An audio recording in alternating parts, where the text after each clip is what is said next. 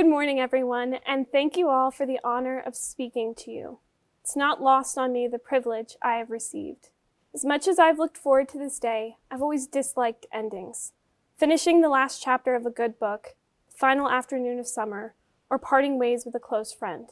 Yet, no matter the effort nor the discipline, endings are unfortunately inevitable. Leaves fall, you close the book, you say goodbye, and today is that day for us. Although we are not together, we are moving on. Yet, if there's anything this year has taught us, it's that some people are so much a part of who we are that they will be with us no matter what.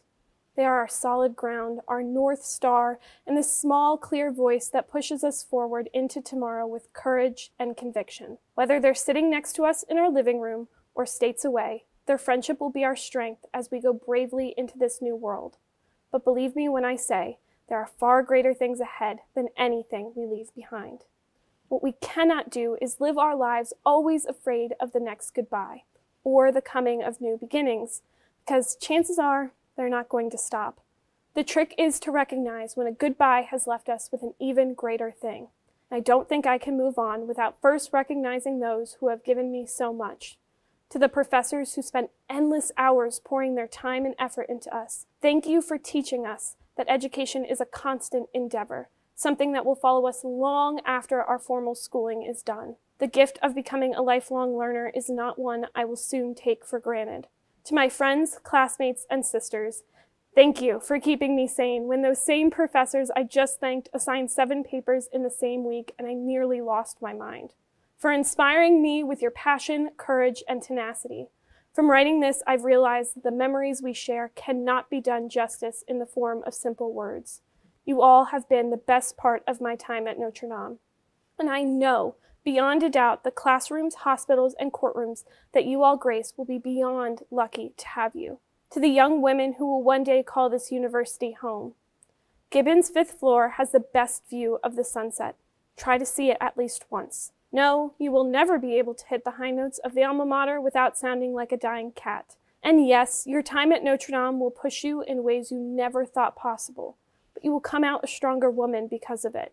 Oh, and if you ever happen to sing happy birthday to a girl during your freshman orientation, pay attention. She might just change your life. To my family and to all the families watching, thank you for your countless sacrifices you've made so that we could be here today. They did not go unnoticed. Mom and Dad, I wouldn't be here if it wasn't for your endless love and support. A line in a speech will never be enough to thank you. I remember in my NDMU 100 class, the mandatory freshman seminar course here, we were asked to write reflections about our experiences as first-year students. It became rather common, in my class at least, for us to begin statements with a rather exuberant, as a strong independent Notre Dame woman, and explain how whatever service project, mandatory reading, or campus event that we were forced to go to had shaped us. When we leave this room, or whatever room you happen to find yourself sitting in, and venture out into the quote-unquote real world, I challenge you to show them what it means to be a Notre Dame woman. Be defiant of social pressures.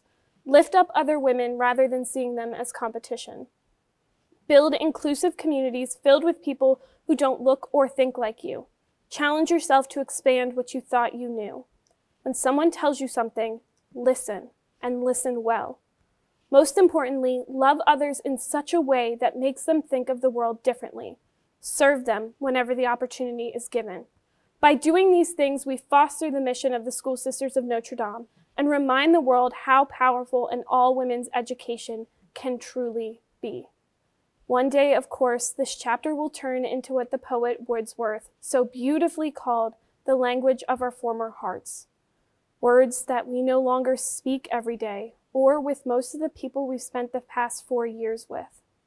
Instead, these words will simply evoke for us this time, this place, and these people. Yet, part of us too will remain forever at Notre Dame in our enduring efforts to understand ourselves and the world around us.